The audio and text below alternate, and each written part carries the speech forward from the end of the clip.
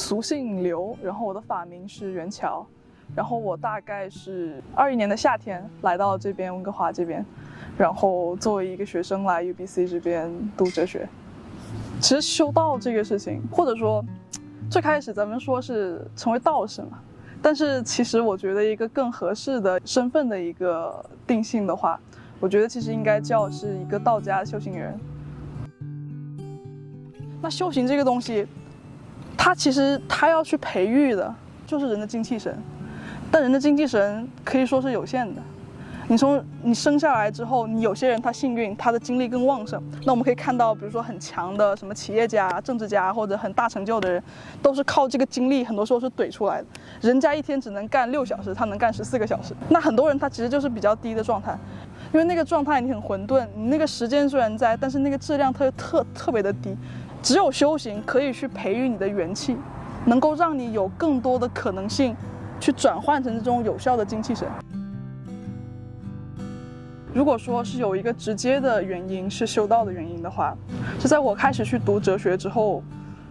发现哲学有一点走不通的感觉，然后觉得可能回国会有一些启发，然后当时就休学就回国了。当时就19年底了嘛，然后就开始疫情了。是因为我母亲的老家在湖北一个土家族的山里面，但是那个就给了我一个机会去想这些东西多，然后当时就机缘巧合开始在山里面开始研究各种玄学向的东西，比如当时开始自己去研究什么八字啊、什么周易啊，包括一些六爻啊、术数之类的东西，读了很多这种道教研究的书，然后发现原来道教的修行它是一个大的一个身心就是生命工程的这么一个感觉。然后后面机缘巧合阅读到我师父的一些笔墨、一些文章吧，然后当时大为震惊，就是因为我当时虽然对这块感兴趣，但是很迟疑的原因是因为我能接触到的当时大部分的所谓的佛道人士，给我都一种就是特别的神棍的感觉，说啊修行道家打坐大小周天，然后你问他有什么变化，说我感觉我更好，其实都是没有办法去验证的。但是你真的去修丹道，你会发现，比如说我们像过河车，背后的那个脊椎会摸到变化，就是我可以，你看，这脊椎不是从尾闾往上走一直到头吗？你的脊椎是可以练开的。因为我在修行之前，我专门找我父母摸了，我说你帮我摸一下，帮我记一下。正常人那个脊椎你摸到一节的那个点，就是你那个脊椎的那个形态。修行，比如说这个是尾闾关，这个是夹脊关，我们练的时候它会一直冲上去，你冲到哪儿，你上面的还是原来的样子，下面的脊椎就摸不到那个点了，它就水液就是把它冲平了。然后我当时觉得哇，这很神奇。然后后来再继续往上往下掉，然后我在过这个上田的时候，我当时是去我师父的道场，然后我当时脸其实大概是这样的。你知道那一夜之间，我就是比如说我大概是晚上8点多，我感觉那个关口过了，然后就睡觉了嘛。第二天这个脸砰就是起来了，特别这2块肉。然后我当时再回去我就是原本的地方，再去见我朋友，他说你去做医美了吗？你去打玻尿酸了吗？就是一夜之間这个脸就是有那个变化。然后就是这种事情其实在修行过程中发生很多。然后这个东西它代表什么？代表是你的这个肾水往脑子去灌。然后在那之后，我本来是一个先天体质是不敏感的人，像什么取气拉气我没感觉。在那之后我开始取气，我开始能感觉到它就是好像就是有这么个东西，它整一个认知，然后包括我现在脑子里就建模的能力。像练武术，我会往上他看的就是我能看到的，我基本上可以模拟出那个韵律，就学这个东西就很快，就是整一个你真的可以很真切的感受到你大脑的整一个空间状态的一个推演，包括思维状态的一个巨大的变化，还有包括再往下走的时候，胸骨会打开，就是胸骨它那个这个角度会慢慢的开，然后原本这个卡住的那个筋膜它会慢慢的松开，就是整一个身体上会伴随着一系列的变化，然后身体变化又直接跟你的这种内在的感受又直接相连，跟你的能力又相连，然后就这一个过程，我真的觉得我比以前聪明，我比以前情绪上我能感知，我能去触碰它，我能够去跟他人去更好的去交互，身体方面不用说，你知道我最开始修行的时候，修行之前，我手往这合，只能合到这儿，就是这样子，就是要命，现在就无所谓。我的所有的关节在修行之前，它都是卡住的。然后我当时以前特别爱蹦迪，然后我朋友说你蹦迪起来你像个机器人，你知道吗？我说但是你那么年轻都还这么僵硬。对，因为当时我生活习惯特别不好，我喝大酒，我还抽烟，你看以前，对，就是以前的那个状态是很不一样的，但是当时还是一直感觉心里有很多事儿过不去，就是有一些坎，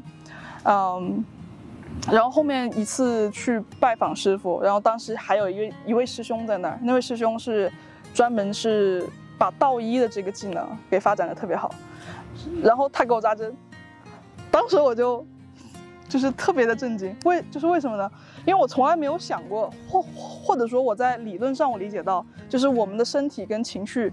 有关联，但是我没有亲身的很直观的感受到那种冲击。当时发生了什么呢？就是我常年的 emo， 然后我师兄就给我扎针说，你这不行那不行，我给你扎吧。然后他一扎，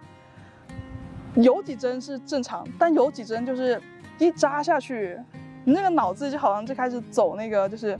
叫什么，就是走马灯一样，就开始以前这种感觉很过不去的、很 emo 的这些事儿，就是哗，就是冒出来。然后当时是控制不住的，就是掉眼泪。但不是说他扎得很疼，虽然也有点疼，而是就是那种情绪好像突然间就可以就是找到一个地方，它出来，它可以开始排解了。然后那天就是扎完针之后，他针拔了，我就感觉还是有一种我无法理解的这种余波。我大概自己就是蹲在那个地方就消化了可能半个多小时，但是后面第二天之后我再去，就发现整个人好像更通透了。然后那个时候是我发现你通过修行，你获得的这些技能，你可以用这种方式去真的让别人的状态去提升，让别人有更多的可能性。然后那个时候我可以说才是开始就是比较坚定的说，我要修行，我要去把这个，我不仅要把自己修好，我还要把更多人让他意识到有这么一个可能性存在。当然不会强买强卖嘛，但是有这么一个东西在这个地方。然后这个是我认为我开始做一个比较合格的修行人的一个开端。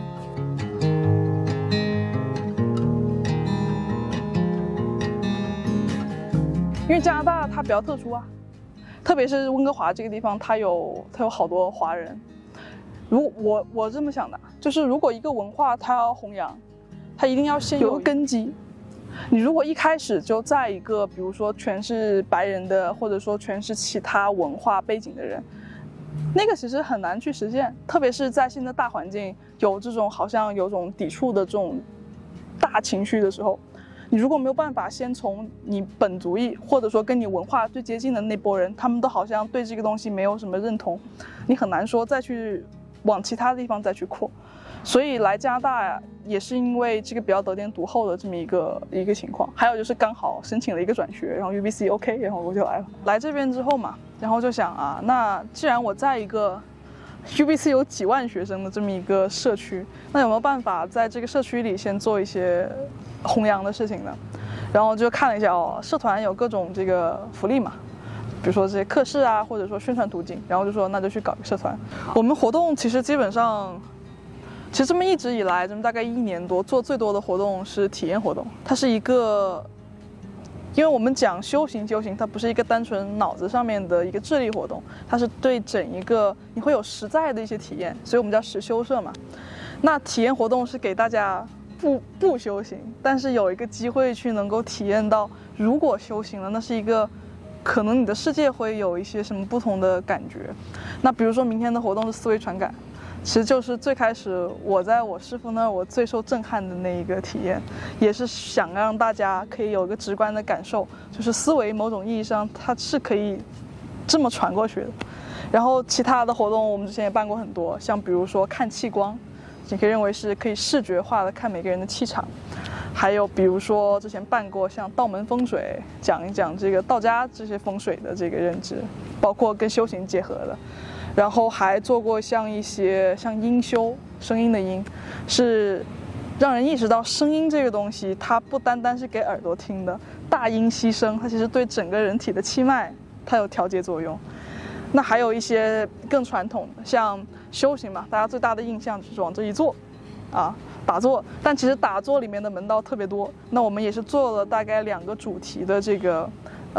入门活动，也是带大家去体验一下那种状态是什么样子。一个是针对的偏这种脑力方面，一个是偏心力方面的这些东西。那我们这个是体验活动是这一些，然后之前也做过很多像这个我们叫长生太极，就是道家单道太极养生的一些东西，带很多同学练。然后我最开心的是什么？是有几个女同学原本会肚子疼，就是生理期的时候，站啊站，练啊练，就是不疼了。就是这大概半年的计划，就是培养一些能够接班的人。然后我人还会继续在加拿大嘛，只是说我可能从 UBC 毕业之后，我可能想要培养出学生团队，继续把 UBC 的这个做下去。然后我就不再参与运营，我是主要来做一些活动方面一定需要我做的事儿。但是我在这边的话，我就想把整个发展重心挪到温哥华，因为我觉得单纯的只接触到这边，其实受众这边主要来的还是学生。但是其实我更想看到的是能够把这个东西能够介绍给比如说更多的华人呢，然后华人之外再比如说还有其他族裔的人，我希望可以这么慢慢的扩出去。那所以毕业之后可能会想要在这边去建一个道场，然后道场能建成了呢，有机会继续发展好，想建成一个道的社区。说愿景的话，这个是我特别想要去做成的一件事情。所以为什么穿道服呢？其实真正的修行人他穿啥都行，对吧？其实你像我们像修行，提升你的身心状态，跟你穿是没有什么关系。那我穿这个其实就是大家对文化它有这么一个期待。那我就想，那既然我要做弘扬的这个事情，那何不把自己当做一个广告牌呢？然后就想那既然这样的话，那就把这个形象，既然大家认为这是一个需要的样子，我就先这么去靠。然后真的能接触到，他也会明白其实核心不在这个地方。但不管怎么说，这也是一个文化的一个形象的一个传播吧。对，你可以手可以放在我这个肾字的这块，然后你看，就是我这块肌肉，我不是故意去鼓肌肉，是呼吸的时候，因为就是它的整个是内动，它是动脏腑，所以在这里可以摸到。有个更直观，你可以体验一下，就是来，你可以就是手就是拳，一直也可以，2只也行就行。然后你给我一点力，就是往我这边推，好。然后正常人这个腹部可能是什么弹性很清楚。它就是弹出来，对，明显。你可以在这个，而且这个是像个球。你这个核心很厉害。它不是那种核心，它其实是里面的筋膜，它得像我们说呼吸鼓荡，天地之间其有橐越乎？就是天地它像不像一个大的风箱啊？就是你通过这个整一个，你呼吸的时候，等于所有的脏腑都在鼓荡。所以这样子你的内部的脏腑的活力才会有，所以才会有身体的各种的变化。